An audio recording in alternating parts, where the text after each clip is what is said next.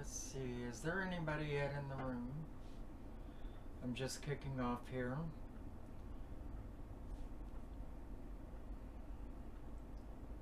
You can text it to me if you are. Now, I don't know how delayed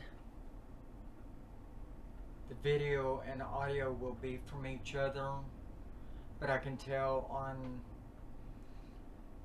my actual live stream on YouTube, it shows to be somewhat slower than what's going on my uploading program. So I may not get your questions or ideas until a little bit later. Than what's showing to me. So if you'll bear with me. What I wanted to do today was a video on the sigil. And I don't think there's anybody yet in the room, because I don't see any texting yet. Or it may, like I said, be delayed. You know, but we'll find out. Anyway, we're at least doing a video based on Sigil Magick. Now, a sigil is a symbol for the most part. And we've been using for a very long time symbols to register things in our mind as we go. How's it going, Angelique? How are you doing? How are you doing, Glenn? Great to see you. Are you guys seeing me and hearing me okay? I'm not real sure. I know that my stream on YouTube is actually a little bit delayed by about 20 seconds from the time I actually see your text. Now you guys might see me looking to the right a little bit periodically so I can see if everything's going on okay there. But I wanted to talk a little bit about Sigil Magick. How's it going, Crystal? Sigil Magick is a very, very important part of what we do, whether we really know it or not. Whether it be shaman, witch, Wiccan, druid, it doesn't really matter. Okay, cool. Great. Thank you, Angelique. But, yeah, we've been using symbols since the beginning of our time to register things. I mean, people do it in creating their businesses. How's it going, Jabo? They use symbols in creating their business logos, signs, business cards, all of that. Not to mention in Wicca, witchcraft, shamanism, druidism, Satanism, and whatever else. I mean, we actually look at symbols as very, very important to us, and we wear them and use them constantly. The part of it that a lot of people leave out is that they don't create their own, and so it doesn't tend to be as powerful to them as it could be if they were making their own sigil. You know, which basically that's what a symbol is. But, you know, I remember the first time I created my own sigil, and actually it was an acronym for my business, Covenant Shadow Insights. Actually not for my business, but for the pagan group that I created stemming from that. Covenant Shadow Insights was the name of the covenant. And believe it or not, I did come before CSI, the TV show. Anyway, I used the Picta Wicca runes to create my sigil from the acronym CSI. And it came out to be a peace sign, believe it or not. Now, you can use actual regular symbols as much as you want to as your sigil, but as I said, it's a lot more powerful for you if you do create them. Do bear that in mind, and you can create them very easily, and I'll tell you about that here in a bit. And I do suggest that you have a paper and a pencil handy so that you can kind of follow along with what I'm saying while you're kind of writing out the idea on the paper as I explain it to you, because I don't have paper and pencil here, and if I did, it's relatively complicated for me to show it up to the TV screen right now, or I won't think about it. Are you guys still hearing me okay? Let's see. So basically, your symbols are sigils, and you use them, and they're very powerful. Think of it this way: when you're going down the highway, do you really have time to read that business sign that's along the highway? Or are you possibly catching the colors or the shapes of a symbol on there, or a symbol itself that they've created as their logo? I still don't know if you guys are hearing me. But a lot of times we're seeing shapes, colors, or signs that are registering very quickly because you don't have time to read that billboard as you're going down the highway at, say, 75 miles per hour or 55 miles per hour. And for those businesses, some of them have been around. Okay, y'all are hearing me fine? That's cool. Cool. Great. Thanks, Glenn. I appreciate it. And thanks, Ronan. It's good to see you. But yes, I mean, you're seeing these symbols as you're going down the freeway. Now, as I said, some of these symbols have been around forever. Think of Kentucky Fried Chicken's white bearded, white haired, white mustached Southern gentleman. Am I ringing any bells there? Or the Marshmallow Man on the Michelin tires sign. Things like that. And it's very powerful for those businesses. It's been working for them for over 75 years, right? Some of them. So you see how symbols can be very important. And you know that symbols are sigils. And sigils are things that you can either create or you can adopt. Now, two of the biggest symbols throughout history that are very powerful are, say, the pyramid on the back of the dollar bill, okay, or the president's head on a coin. I mean, these are sigils, and they were powerful. They still are.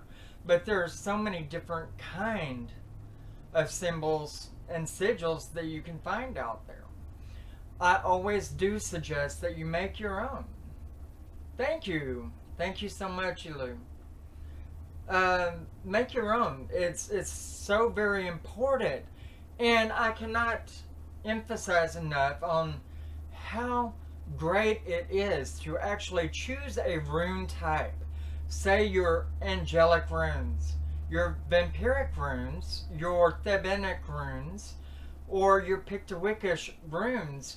And that is how I actually created mine in the beginning for my business that I was, or not my business, but my covenant group that I had created long ago. Covenant Shadow Insights, and it coming out because I used the Pictowickish runes, found out that I could actually use the peace sign because the symbols, when linked together, would make that very sign. And you should always connect all your letterings, no matter what rune set you use or what you want to implement into it. You should connect it in together. You don't want a bunch of broken up pieces inside your rune that would generally be set inside of a square or a circle or a triangle or an oval. It doesn't really matter. But what is important is what is most powerful to you as far as a shape goes. First and foremost, to do with your pendant, to do with your ring, to do with whatever it is that you want to put it on, or whatever you want to put in it. Now, hey Jay, how's it going? No audio there? Others are saying that they're getting the audio good. I can't tweak it any higher. It's set to about what it will do. I'll scoot a little bit further and see if you guys can help get any help out of that. Are you hearing me now?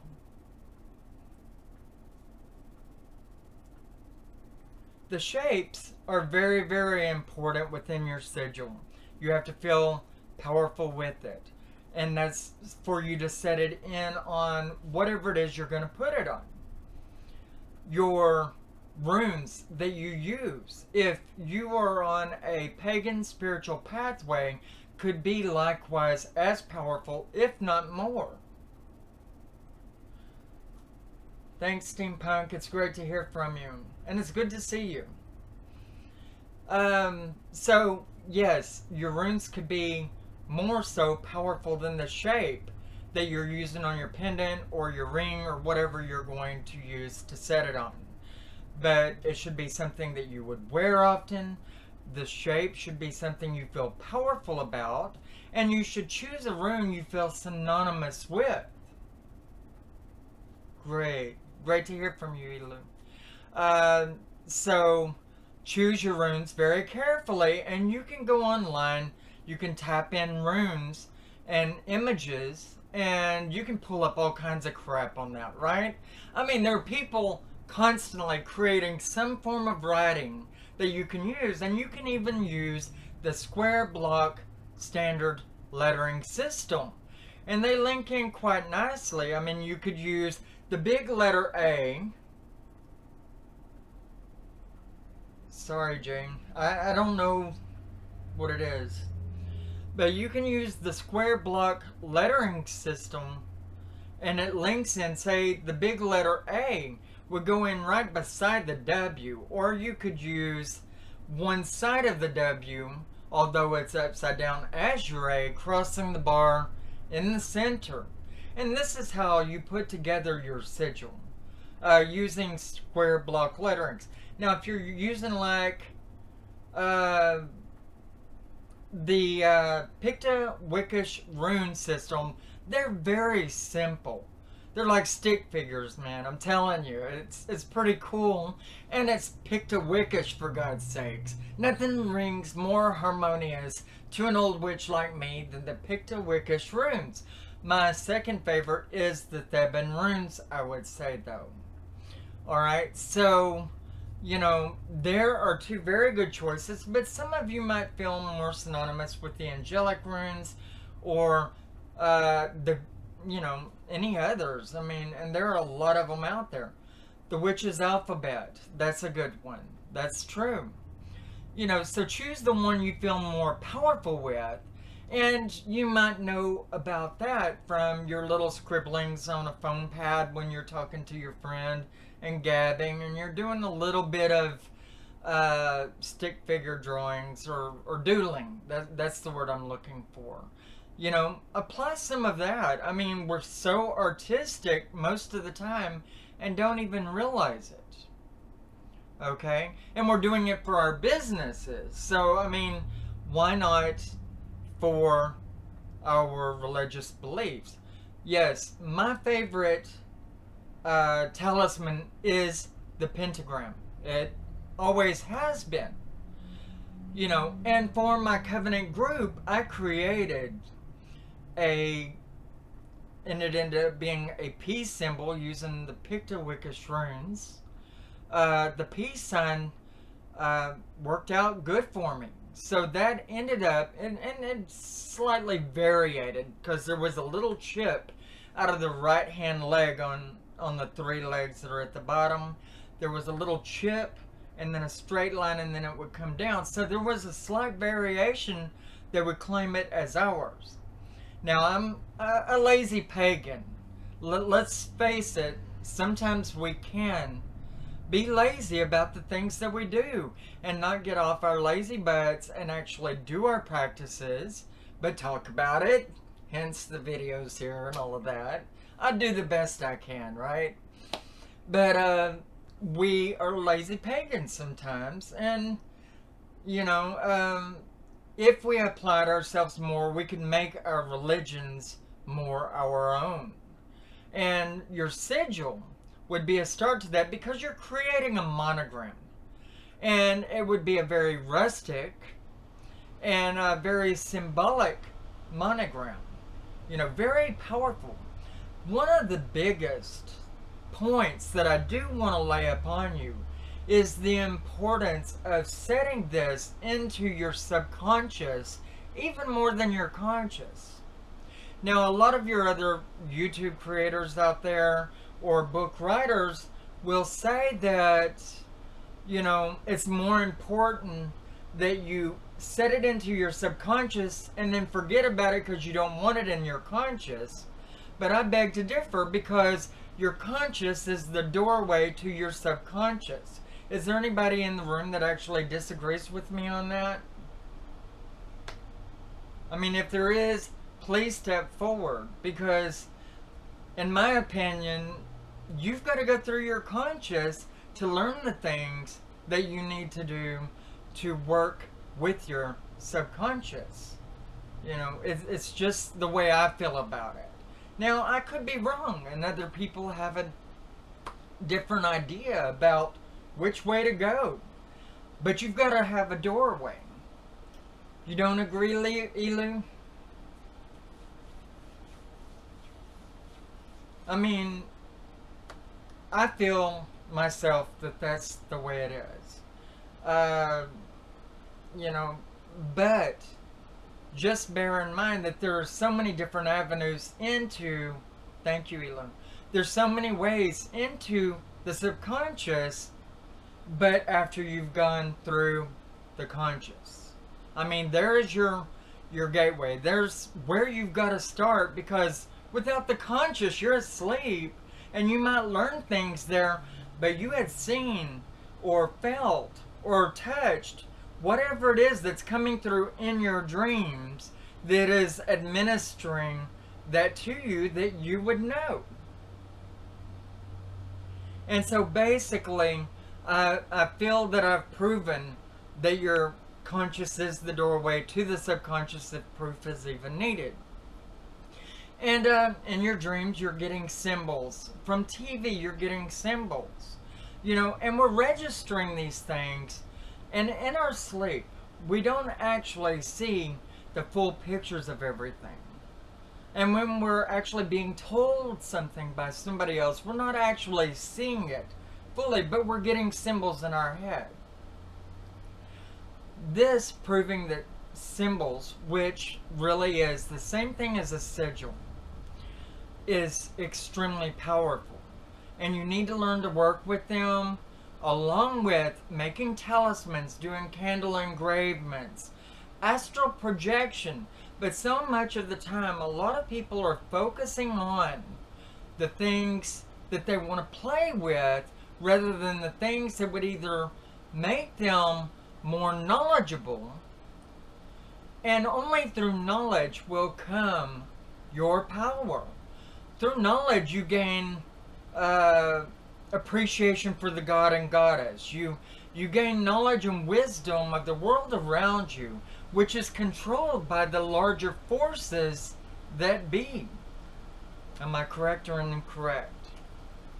But we have to learn to work with these. And you can use them then and actually project them out in your mind. You can actually not only astral project yourself if you want to go into astral projection, and I'm a big fan of it myself. I really believe you can do a lot.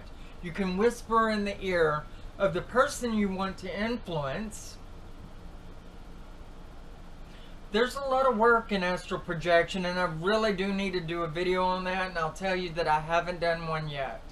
But it's a very, very important thing to do.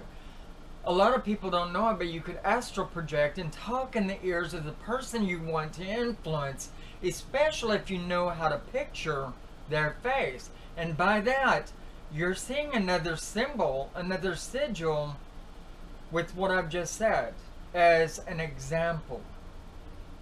So you see how important sigils and symbols are. Okay, sigils are things you can put over doorways. And mine is generally the pentagram right now because I haven't created a new sigil for myself since I did my last covenant that I was leading, and I got very, very tired and had to take a break from doing all that. And so I moved on from practicing, with a lot of people to doing solitary practice.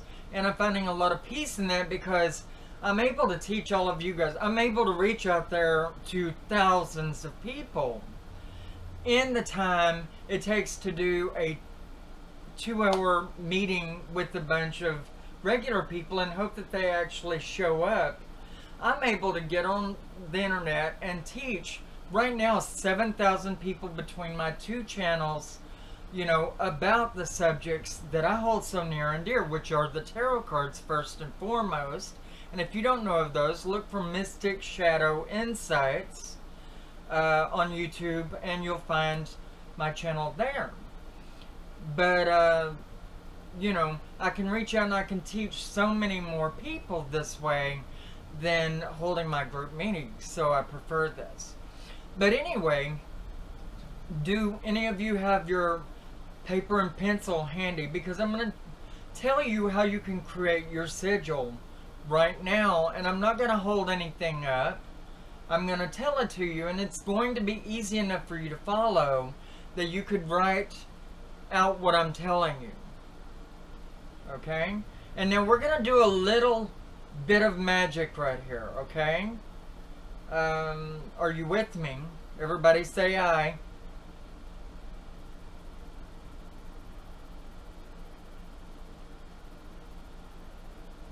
And here's that delay that I don't know if you guys are aware of, but a good 20-second delay. Plus people rushing to go get pencils and papers and all of that. When 4 of you have gotten it together, then I'm going to start. Okay, I'm seeing a lot of you. Okay. So I'm going to take for granted that all of you have your papers and pencils handy.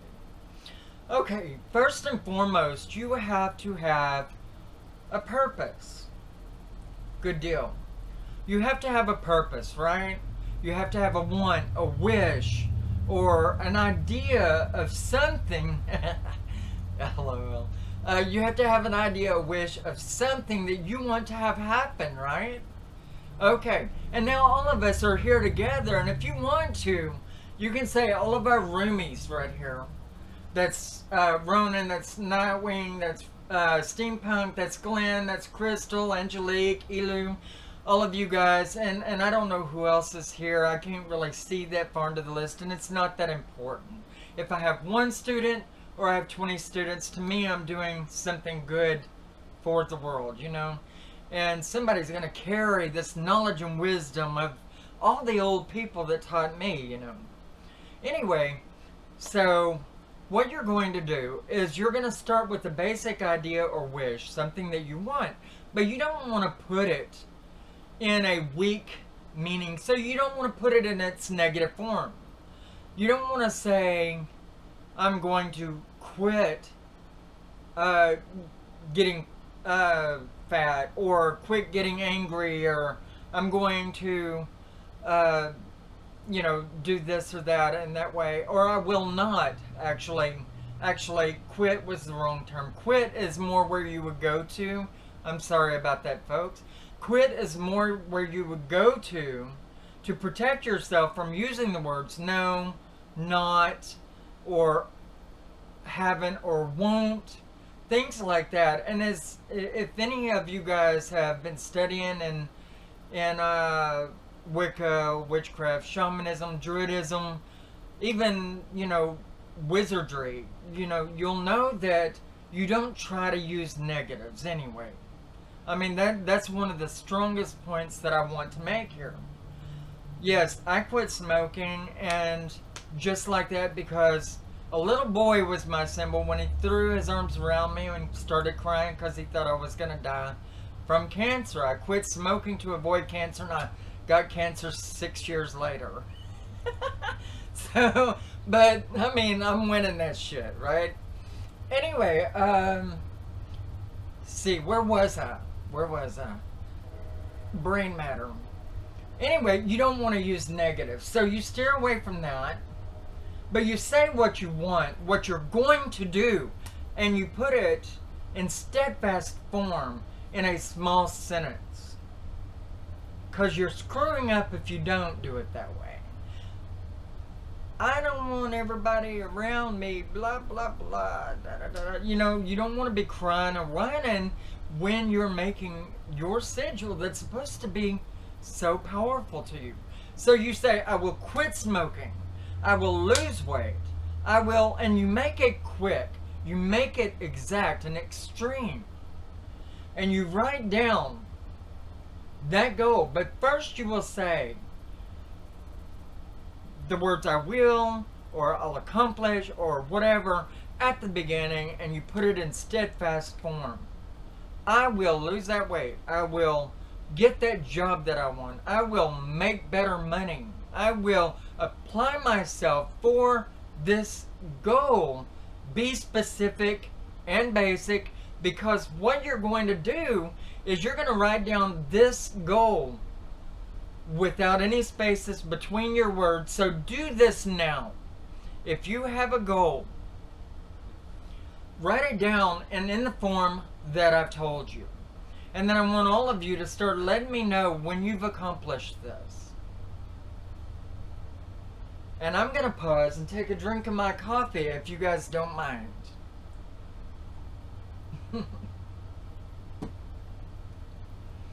Be specific, be basic, be direct, and right to the point.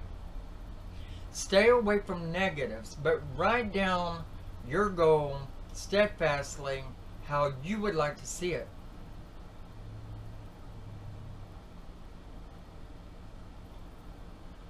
Now, other YouTubers, thank you, Glenn, other YouTubers and other book writers will tell you that you can write it in weak ways, you know, but don't listen to that. I mean, in religion and spirituality, and trust me, from my 4 years as a Christian ministress, back before I turned 18 years old, I was very early coming into religion, and going directly from there at age 18 into paganism and studying witchcraft Wicca, and then from there Buddhism, shamanism, druidism on lighter notes than the others, but still there. I learned quite a bit, and it's always from every one of these religions that you have to be very positive about everything you want, everything you do. Okay, thank you, Steampunk and Elu. All right, anybody else still working on their goal? Let's see. Now you should have written your goal down with no spaces and in a small sentence. It should be a small sentence. So, thank you, Crystal. Kind of drop out any words that are not important, but don't go cheap either, okay? And everybody is done, so I'm going to begin. First off, you want to cross out any vowels. Any vowels. You just want to draw a line through any vowels.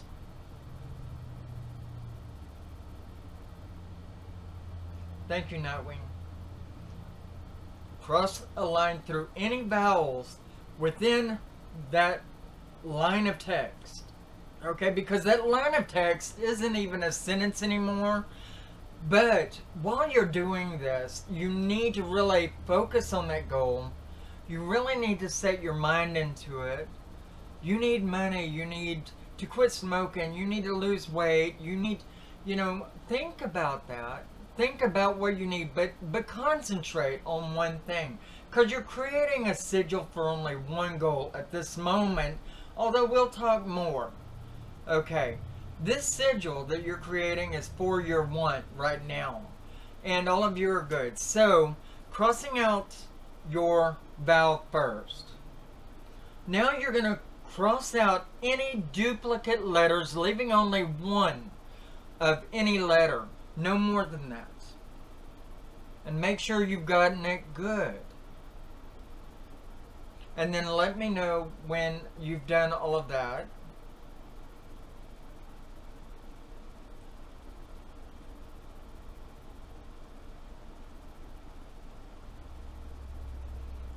Now, whenever you've completed, you're going to drop down and you're going to take the letters that are remaining and you're going to write out a new line of text with only the remaining letters.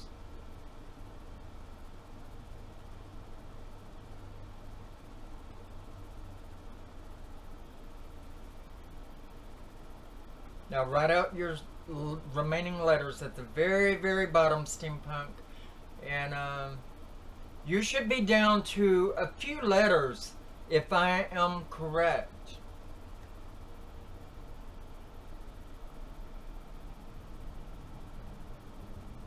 Now, a lot of people will create their sigil and they'll put it in the center of their talisman or charm or pendant, you know, and have opening all the way around the side.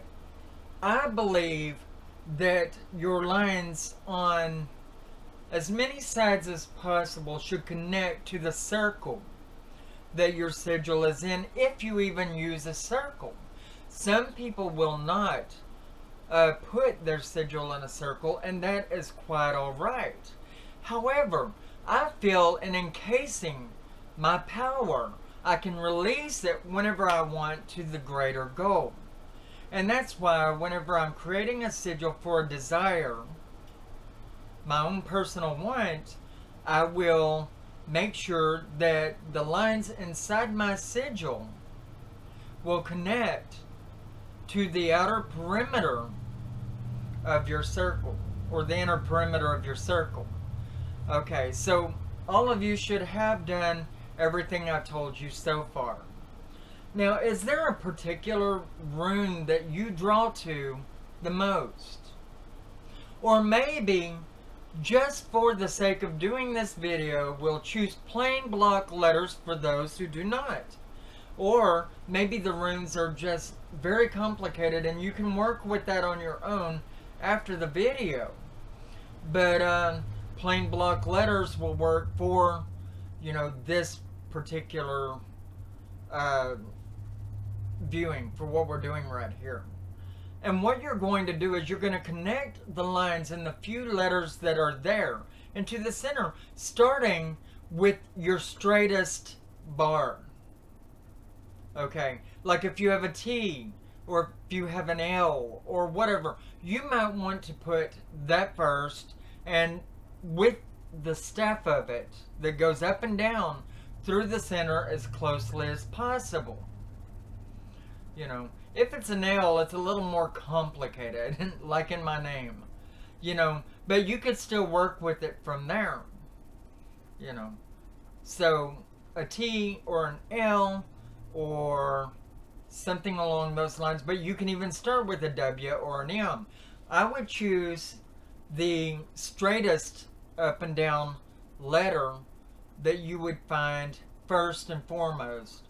Go to the very first line one, at least for the sake of this video, and you can play with it later, and you can use W's and M's or whatever for your sigil's beginning. But you want to just get a symbol down as an idea, okay? And then what you'll do is you'll take the second letter in line and you'll implement that into it. Now, if you do want to, you could create your sigil in the very center, not connecting to the circle's perimeter, and then just on each side put a god and goddess symbol, you know, something that you feel very synonymous with. Like if you don't want to let go of your pentagram or your peace sign or whatever, you know, you can put those in little things around the perimeter of the other. Do you just have the line down? What is it that you have lost? Glenn has lost the understanding as to what we're doing here. But you have your perimeter of your sigil, if you're creating a perimeter for it.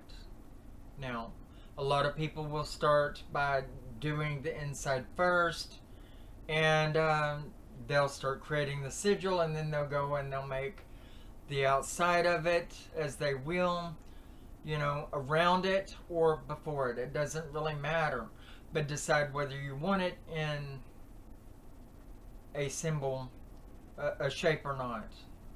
Okay, and then basically what you're doing is on your lines of text, you're making sure you're crossing out any vowels, and then you're crossing out any excess consonants, leaving only one left of each letter. Okay. And you already have your letters crossed out that you're not using? Okay. So basically you can start with your symbol and then put your shape around it, or vice versa. You can connect to it, but you don't have to. I like to connect to my circle or to my square because it's eternity, you know, in the way that there's no stop and no start. Have the letters within a circle. Yeah, but you don't want to just drop your letters inside the circle. You want to write off of each letter. Okay, you want to write off of each letter with the other letter and make the new letter that you're putting in as part of it. Is everybody following me, or am I not clear? If I have to, I will get a notebook for you guys.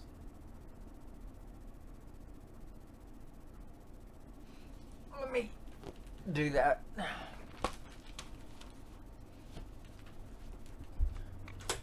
Here we go. That wasn't hard at all. Let's see. Now, let's say I'm doing a circle. I hope you guys can see that. I think you can because I can see it on my camera. You're starting with a basic shape. And now, let's say that my first letter is a T. I would go in and I would draw the T into that circle. I did it rather sloppily, but it's there. Okay, there we go. Okay, the T is a little sloppy. Let me go ahead and finish that.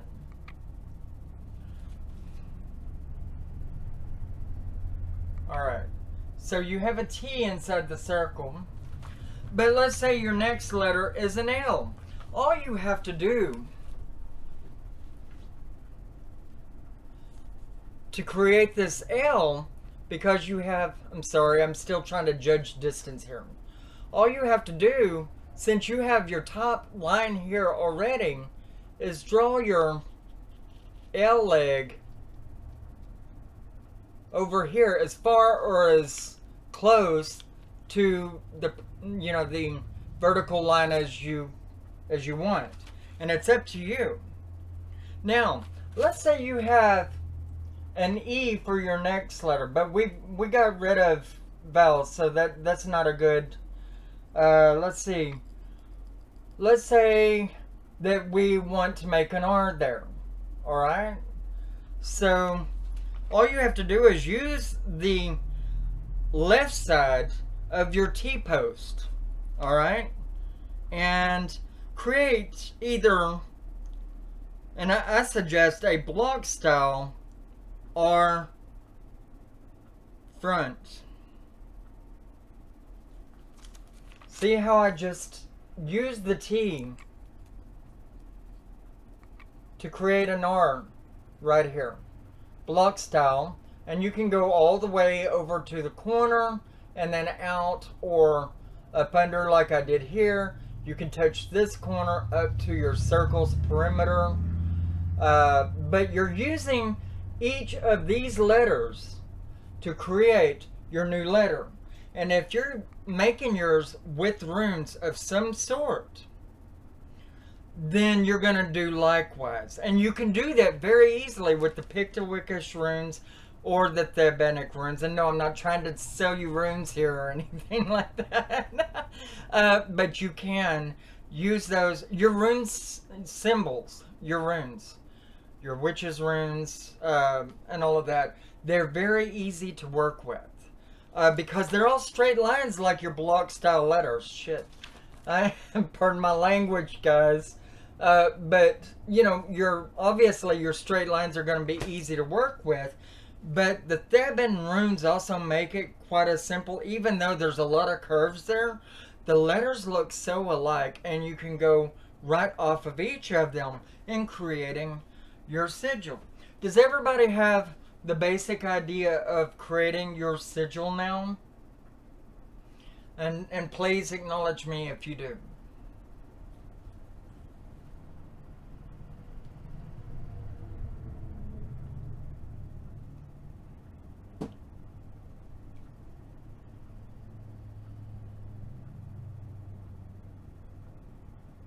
Did I lose everybody?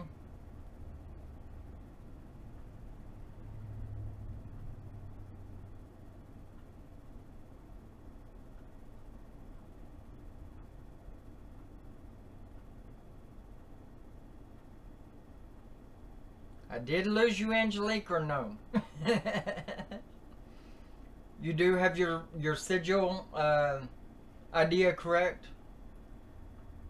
Okay, so I'm getting a basic idea that we've got the sigil creation ideas. And remember, you can use wavy or completely straight bullshit. You know, you don't have to go by what anybody else says or what anybody else does. Remember, first and foremost,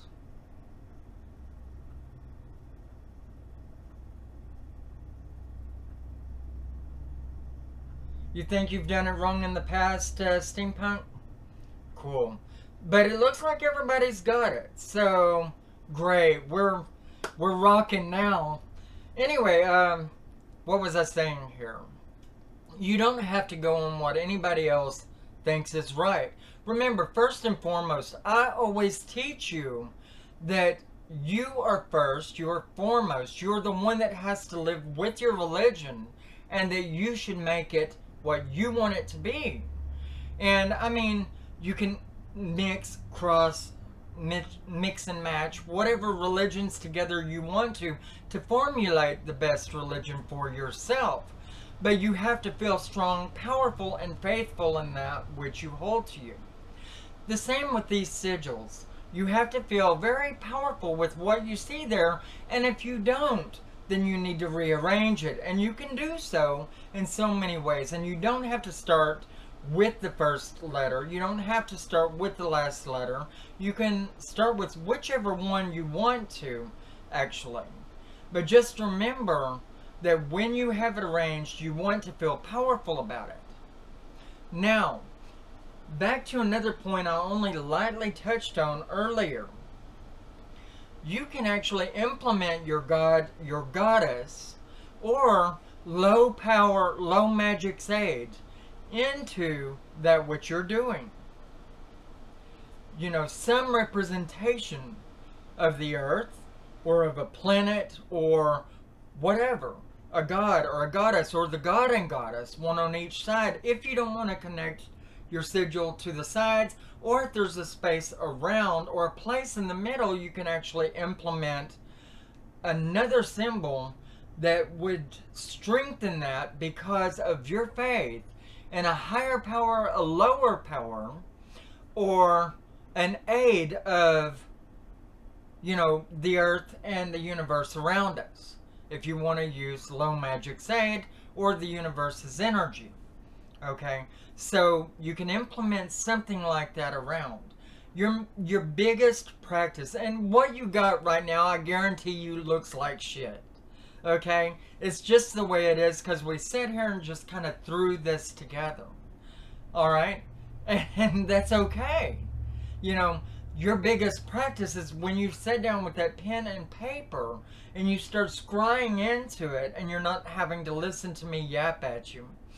And you actually meditate into that which you are doing, and you create a symbol out of those letters that you've got right there on that paper that's right for you, and that you feel powerful about, and that you can put into a physical, manifested totem or talisman or necklace or charm that you can carry around with you to remind yourself that that's what you're working on, and that the higher power is working with you because you have faith in everything you're doing and in the God system, whatever that might be to you. And everybody is different here. As you know, I am extremely eclectic. Okay? So you've created your sigil. Okay, but is that all you can do with it? No. You can engrave the sigil. And if you've watched any of my videos, you might have crossed my video to do with candle workings and how you can engrave on them. How many of you have actually seen that video to do with preparing your candle? Candle magic is one of the keywords in it, and I can't remember the title. I've got 163 videos on this channel. But if you didn't know, or if I haven't told you, a ballpoint pen will engrave perfectly on a candle, or works great on a notepad. And a lot of people will engrave their symbols on a candle to empower it after they've either put their full name and full birth date. Okay, then they may want to put their sigil on this candle and then apply an anointing oil all over it while implementing, you know, the thoughts and ideas of everything that you want from that candle into it. Either way, it's not important right now, Glenn, but I would suggest that you go watch that after you've watched this video. It could be helpful to you in preparing candles and you know, and so forth. But yes, you can put your sigil on your candle, then you can anoint it. But I do suggest that anytime you create a candle, when you're doing candle magic, you can and should put your full name, put your birth date on it, or put the name of the business that you're in and you want it to grow and prosper. Put that on there and the date you opened, or put your name and your birth date on it if it's not to do with a business you own, you know. But concentrate on and picture. I mean, remember when we were kids, how much of an imagination you had. It was awesome, wasn't it? You could dream and lay there and fantasize. That's cool. You could lay there and dream and fantasize about being that princess and your knight sweeps you up, or being that king who is ruling over a bunch of loving people that just worships and reveres him because he's always been good to them, or whatnot. Or you might want to be the scariest beast that there is in the world, and that's okay. But you have to focus on what it is that you're doing, no matter what magic it is. And anytime you're using this ballpoint pen, you are using a wand, and you need to remember that. And if you're using a quill because you feel that the old days just resonates with you extremely well, then your quill is a powerful wand.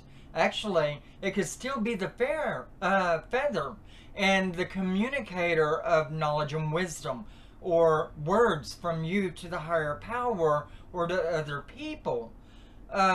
You know, the feather in a pen, I mean, there is so much to that. And so if you ever can, find you a quill, a real feather though, preferably nothing dyed, nothing plastic, then do so. I mean, because you're communicating with the God system. The element air is about magic and expressing it, your feelings and expressing it. It's about communication with yourself and the spirits around you, or the God system, or the people. The feather is good with that. so is your rattle, so is your bell, and there are many different ones. Hey, Envoy, I am glad to see you. It is so good to see you. I loved having you in my last session along with Glenn and a few of the others. Ronan, it's good to see you guys return. I obviously didn't bum out too bad. And a lot of you are wondering, where is that beloved hubby of hers? Well, he is not going to be in our show, unfortunately. At least not all the time. He is a person who sometimes could come out with the burst of strength and be just fine, talking and communicating to other people. But then he also has that side where he is, he wants to draw into himself. He is not good to be around people, at least not talking direct. And cameras, as we all know, can scare a lot of people. This one's probably scaring you right now. I'm a side, I'm sure. But I am worried about that. I'm not here to win any beauty pageants today. I'm here to teach a lesson, and that's what holds true, correct? Anyway, so,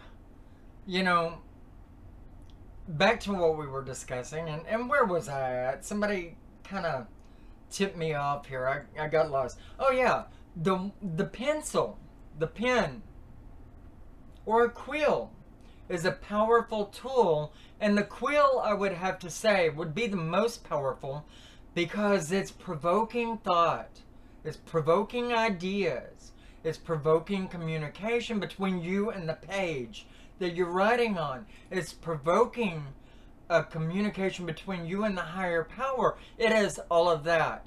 So can quills be important, or are people just using them to be gothic or old knowledge or old school or whatever? No, people are actually using the quill because it is a powerful tool. And by far, the most powerful, well, thank you, Glenn, so are you. Anyway, the most powerful tool to write with would be your quill, and either some dragon's blood ink or dove's blood ink. And by the way, these are not actual bloods of animals. They are actually from plants that are named dragon's blood or dove's wing or blah blah blah, And so find the ink. You can generally find it at Azure Green, and I'm not doing any advertisement for them, although I probably should. I could get some royalties from that, right?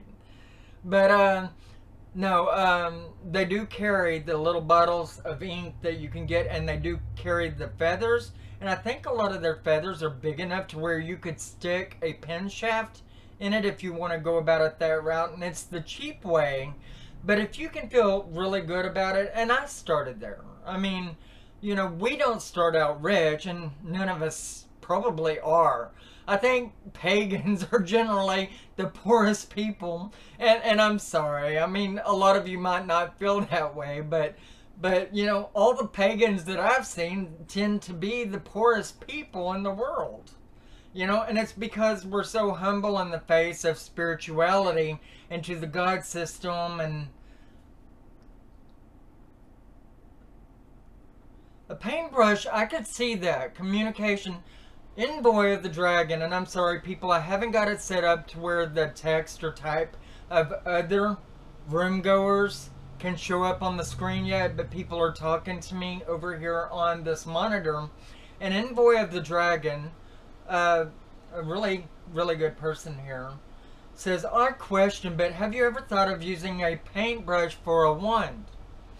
Anything that leaves a trace or a trail, whether it's from here, the third eye, or it's from a print or a spray can, and there's a lot of thugs out there that like to use them spray cans, and that has a lot of minerals and metals in it that leaves a power, and there's people that go by and they actually see these murals made by graffiti artists or people that view themselves as being talented in graffiti.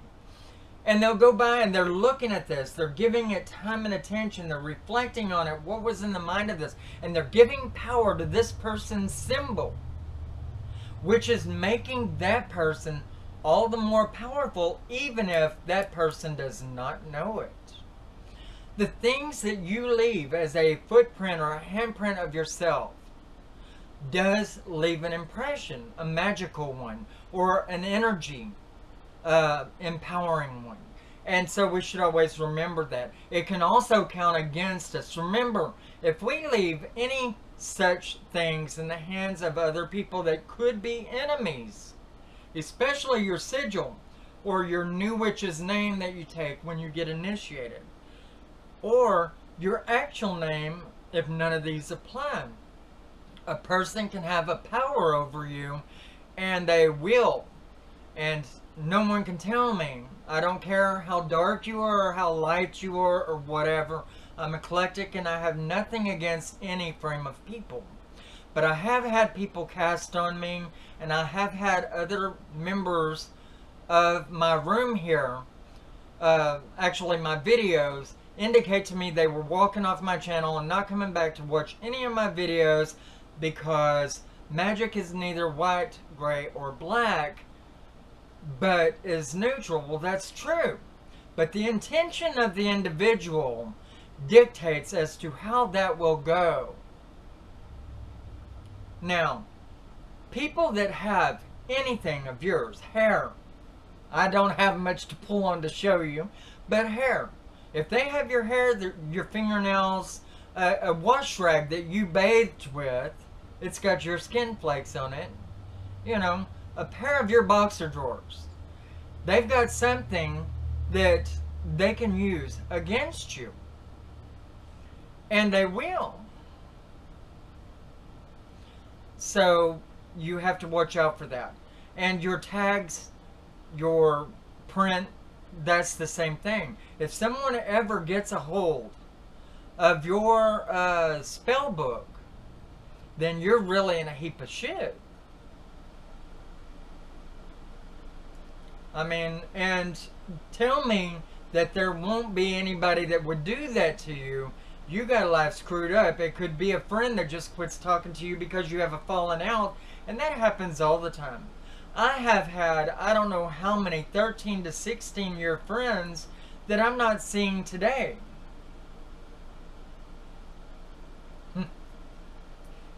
Uh-oh. But, Invoice says, good God, goddess, the words right out of my mouth. And he puts a little smiley face gummy drop on there. But that's cute. But, you know, if you think that somebody won't freaking cross you, then you got life screwed up. Because they will, and they do. And DNA is very powerful. That's right, Ronan. I got you. And I fear that.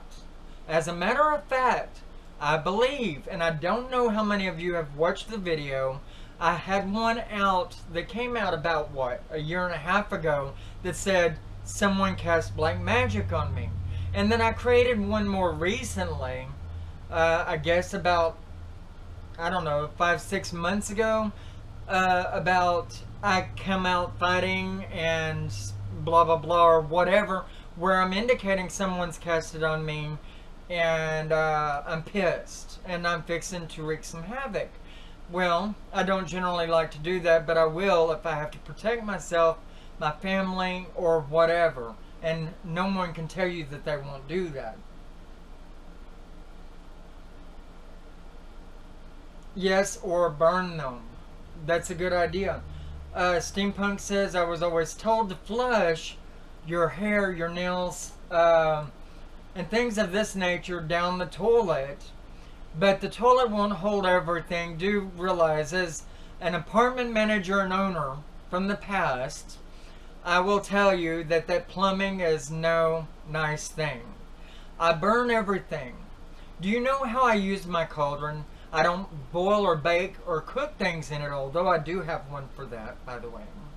I keep a cauldron that is about 1 foot across by 1 foot, 2 foot high, and it's got legs on it.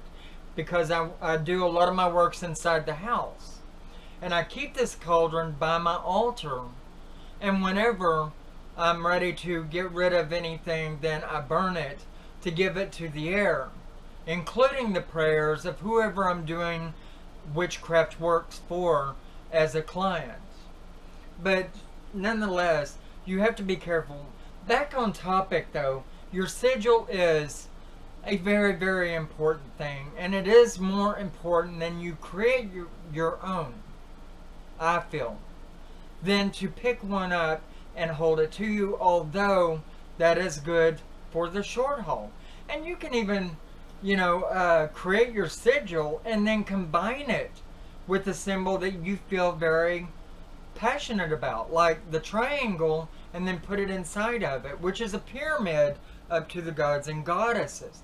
You can actually take a granite, a quartz, or whatever pyramid, something that's cut and polished into the shape of a pyramid, and on each side create a sigil to that direction, and there you may somehow implement into your own sigil. You might implement that into your sigil after you've created it somehow. Let's see.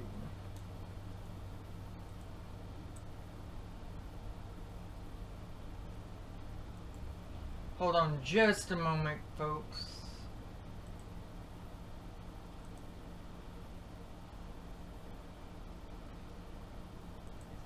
I don't know how to do that yet, Glenn, but give me a little bit to check in on that later on, and I'll get back with you on it. Nonetheless, you can create directions into your sigil by creating your sigil first and then implementing it in block letters or in runes, whichever way you're using it. And so much, the lines are already there, you'll find that it's simple, that you can do it with just the crossing of a line, or you may already find the N in there, or the E, or whatever. And if something is already seen inside the sigil lines that you've already created, whether you're putting in the letters still, or you're dropping in aspects of your god and goddess, or the world's energy, or whatnot, as long as the lines are there, and if the symbol already exists in there with the lines by accident, then you don't have to put it in there, but you can acknowledge that's there and meditate on it. Remember, your sigil not only needs to be created, but it needs to be worked up. It needs to be empowered. I've lost my live chat box here somehow. Let's see. Damn it. Pardon the French, people. Where would that have gone? The live chat text. Anyway, I seem to have lost it here. Wait. There's something weird about this. Okay. Anyway, remember that it's just as important to empower your sigil as it was to create it. Otherwise, it's nothing. And people do this in several different ways. And please forgive me if I don't talk to you in text. I cannot find the chat box.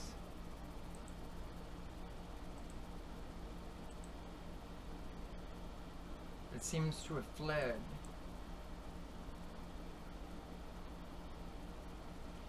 So, what you want to do to empower it, and I would meditate on it after I do the empowering. And as pagan practitioners, a lot of us like to dance around, or some of us like to drum, some of us like to chant, some of us simply meditate on it to put power into it, or put whatever it is that we're wanting to empower on the other side of a flame of a candle, stare through the flame, and empower it through the flame of a candle through meditation. So whichever way you feel more passionate about is the answer there. But I always suggest that you put some physical energy into it. And whether you're dancing, singing, chanting, or doing sex magic after having drawn it on a chalk lying on the floor, then empower it in whatever way. And sex magic is another thing that we have to talk about in the future.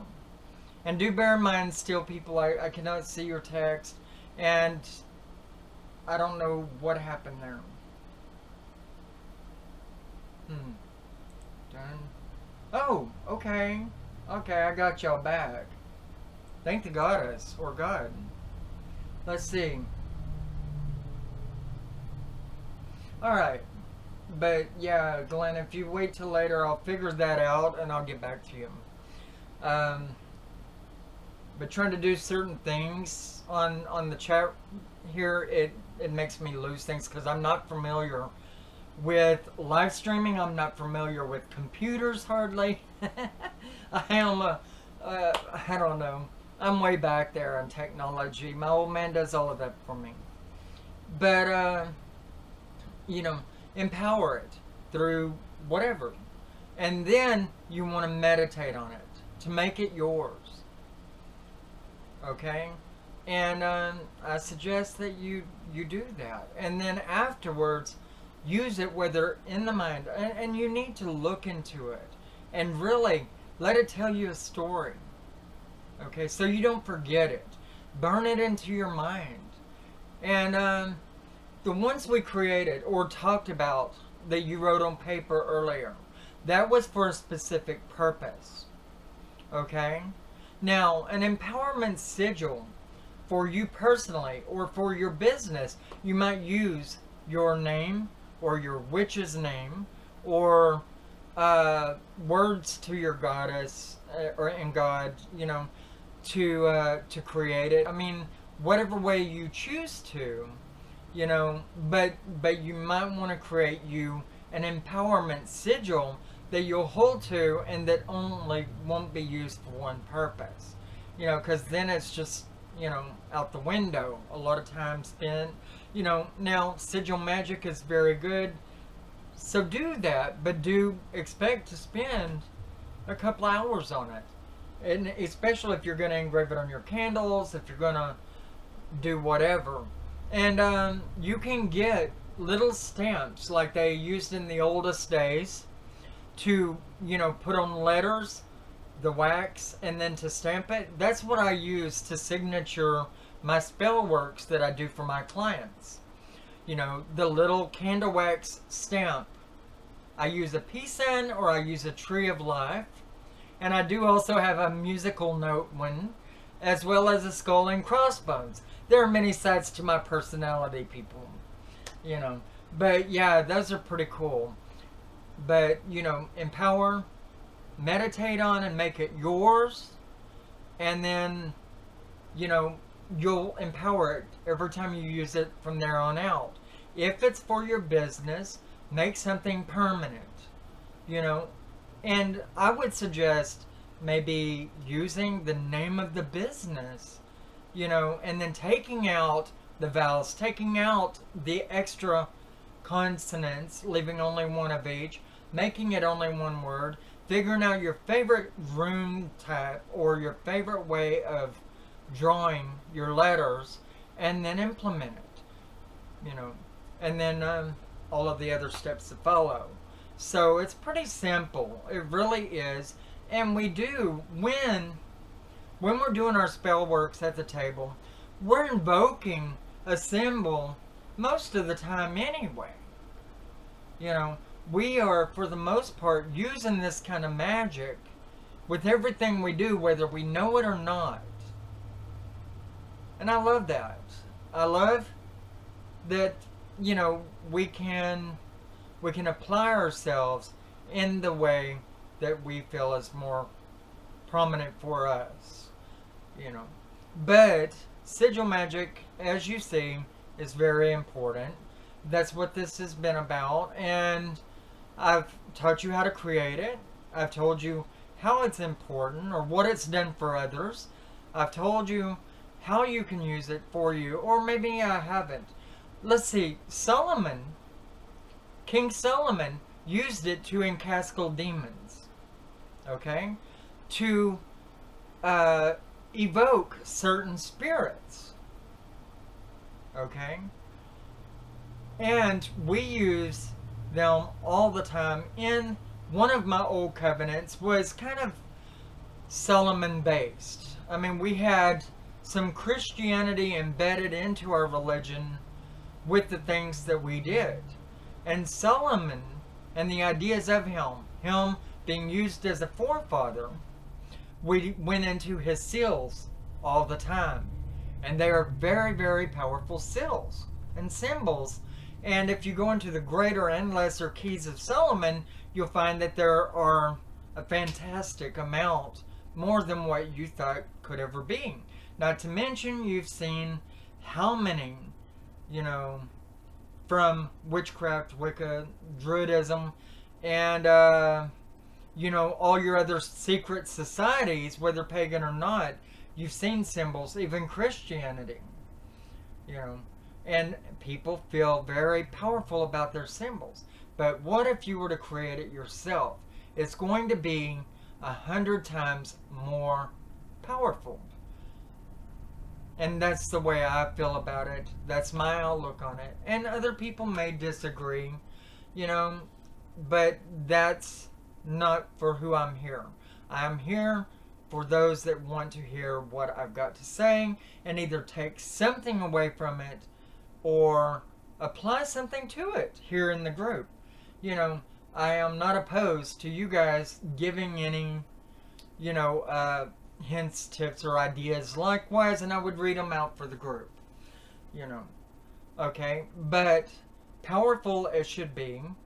And then, now, one step further, I would get it cast. Okay? And of course, the people that help you to cast this may charge you, and you may have to pay to get a casting done of the symbol that you feel is right for you. But, it's worth it. And once you get a cast made, you can always pour your metals, or you can have someone pour your metals into there, making your amulet, or making your charm, or whatever that you want to carry around with you. Or your altar tile that you want to set on your altar. And a lot of people don't find an altar tile to be that important, but to me it is the north gateway. It is your symbol that goes on the altar tile always, and in the north gateway. And generally, there's earth that you can take and put in a bowl as your symbol, and earth, when you don't have money to buy altar tiles or other tools like that, when you're broke, you use whatever the earth gives you. And I find I do that a lot within whatever spell works that I do. And from whoever walks up in my shop, to get a work done. I never know what they're going to want, but Mother Earth out here, has given so many different elements that you can work with and make your own on your altar. But in the long run, you want to get your altar tile. You want to place it in the north, and you want it to be there for you with your symbol on it. And it's not the altar tile itself, although a plaque would stand whenever it's flat and square or round. It would represent the earth or your stability, your mother place. And so therefore you would put a symbol to do with your god or your goddess first and foremost, and then work your way from there. And after that, it's absolutely gravy, but make your symbol and then eventually get it cast into a plaster thing, so that you can use that plaster thing and make your own stuff from there on out. Or you can supply that for whoever you get to have metalworks done. So there are some tips for you. Anyway, before I get too boring, I'm going to go ahead and end this stream. And I really hope that I've been of a help to you guys. I really have faith in everything I say, or therefore I would not say it. I stand by everything I believe in.